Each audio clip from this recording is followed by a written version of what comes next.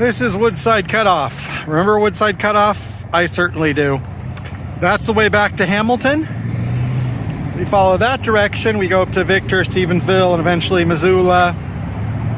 And we've gone this way before when we went up to Mill Creek, and we're going to go up this way again today,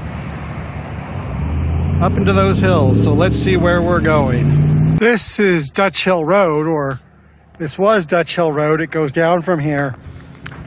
I forgot how unpleasant this road is. Now, beautiful views, but a lot of traffic and a lot of steepness, and because of the steepness, that traffic feels more dangerous, because with no shoulder, if you tack a little bit, oh boy. But I've been here before and I made it up, but I'm not stopping here today, and I'm not going that way, which is the way to Mill Creek where we've been before. I'm going this way, and I have two destinations today, and I hopefully shouldn't climb too much more, but it does look like I have a little bit. Also, if you can see that haze on the hills, that is not fog or something. That is smoke. Not as bad as it could be, but it is a smoky day. So between the smoke, the heat, the climb, and the traffic, Dutch Hill Road is not a route I would recommend to cyclists. Although this guy doesn't seem to mind. Whenever I see somebody doing that, I just think, oh, well, they have a better bike than me, of course. That's the reason they can do it. I've only actually taken this road one time before in all the time that I lived here, just because it's kind of out of the way and it's difficult to get to Dutch Hill, etc. And it's something where I don't remember, on a map. I thought it was just, take a right there and then it's like just glide down this road, but as often the case, might be a longer ride. I hope there's not too many ups and downs though. So right there is a climb to a Forest Service trail. It is very long, longer than I think Canyon Creek and more elevation. And I was looking at that and I realized, oh, that's difficult. It's not going there today. And here, this might be the sign for Pinesdale. I'm not sure. So not to bury the lead, Pinesdale is an incorporated area, not just a CDP. But it doesn't really look exactly like most towns, and that's partly because why it was founded. This area was founded by a group that is a splinter group from the LDS Church. And I was going to talk about that a little, but the problem with that is with the Emo Phillips joke. It's pretty complicated to explain all the different sects, but it is a LDS a group that was LDS in origin that still practices polygamy, and they moved here, founded this town in the early 1990s as a way to practice their lifestyle.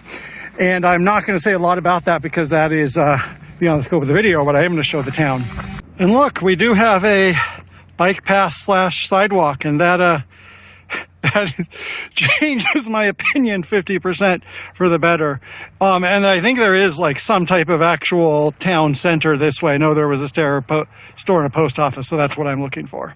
There's also a cabinet factory and a fire station, both of which you will find so many places in little places in Montana, because look how close we are to the mountains.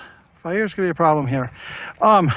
And in Ravalli County, you'll find little warehouses out in rural areas that are doing light industry, a lot of it construction related like that. And then over here, we have a post office, my next stop.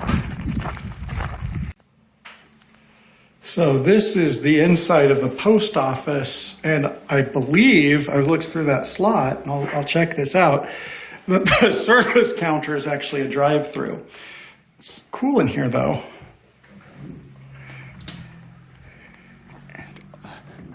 And I am breaking the law because you see I put my bicycle here, but this is clearly broom parking only. Yeah, I guess so. That's the door, and I don't know whether customers can go in there or just the clerk goes in there. Interesting little post office. I do like visiting post offices. And there is one other thing I wanted to show over here, which is there's a sponsorship for sponsoring a light pole along this road. And as a bicyclist and a pedestrian, I certainly appreciate that. So this is certainly something as a community, from my urban design standpoint, such as we do have community spaces here and some idea of pedestrian things. Now, on the other hand, this community was based around certain groups, and as cute as these chairs are, and as much as we appreciate a third space, and as much as they seem to be open to certain things, there is a question, how would a person who's not a part of that group feel in this community? And as we know from Community, utopia that excludes certain people maybe isn't a utopia at all. And one last statement.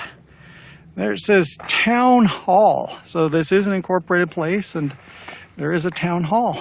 There's stories there, but now I'm going to go down this road. We also have 16th Street. Okay, there's so many little things to notice. We have 16th Street, so we have like an urban grid, but from what I see, it started at 10th. It's not related to anything else, and these numbered streets just go off. So I'm going to go down this a little way, and I might have one more comment, but this has pretty much been Pinesdale. So this seems like a good place to make my last point. This is the store. I look through the window, and there's still stuff on the shelf, but it's not open, and there's not signs. Maybe it's because it's a Saturday. So one point about Montana, and this has probably come across in the videos, but I don't know if I've said this explicitly. In Montana, most people live close to 3 highways. And along here, Highway 93 between Darby or between the Idaho border, all the way up to Whitefish. And that's different because, a lot of places, like when I lived in Vermont, there's little towns that pepper the hills, and you go up into the hills, and there's still houses and there's still towns. Here, once you cross those mountains, once you get off the highway, you're a long way from anything. And so Pinesdale, apart from its, unique history otherwise, is interesting because this is one of the few places in the Bitterroot that you have a town that is not exactly on the valley floor and exactly on the highway. Now, there is some wiggle room there. Stevensville is on the east side highway and not directly on 93, but in general, everybody, or 95% of the population of Raleigh County probably lives 3 or 4 miles. And right here, we are still pretty close, but not a lot of people have been successful building towns up in the hills, and this, because of its history, is one of the places where it's happened. But as you can see, you can work in the cabinet shop. There's a post office. Not a lot of features. So these people are still going into Hamilton for everything they need, or almost everything they need. So yeah, that is a different in landscape and might be surprising if you're from a place like Tennessee or Kentucky, where you do have all these little houses and towns in the hills. Here, you're either on the valley floor or you're a national forest. Having made that point, I'm going to go down this way. Okay, along with the sidewalk and community spaces and stuff like that, we also have chillin' with my nomies. Okay, I like that. That's cute. Yeah, so there is like some community art such as it is around here. I like that. Okay, and we also have Elvis. We have an Elvis concert right behind that pasture on that hill. So yeah, that's cute. I like that. There might be more of these. I will capture these. I think these are important to look at. Okay, well, I don't know what this is, but they're doing something. Maybe they haven't finished. I mean, Halloween is still a month away. And I don't actually know where town ends. I should probably look at that, because after town ends, I'm going to switch to my other camera because I'm making another video.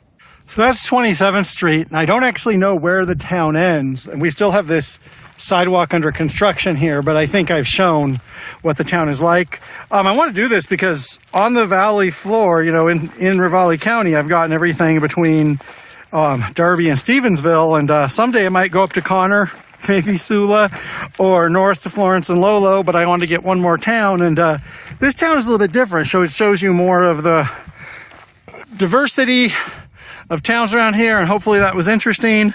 My short bicycle trip through Pinesdale, Montana, and there will be more, including right after this. My plan is I'm going to go up this way, and I'm going to go find a national forest trailhead, even though it's 3 o'clock now, so better get going. Thanks for watching. Okay, relay that last part. One of the things about finding things out as I go is sometimes I'm surprised. So there's a park here. Looks pretty small, but I don't know if these paths, maybe they do go in and I can get up to Sheafman Creek through here. I don't think I will, but interesting. So we have a little gazebo, kiosco. We have a pedestrian bridge, which I love, and we have some picnic tables. So nice little place if you do come visit. So yeah, I've had some pleasant surprises here. Just wanted to show this.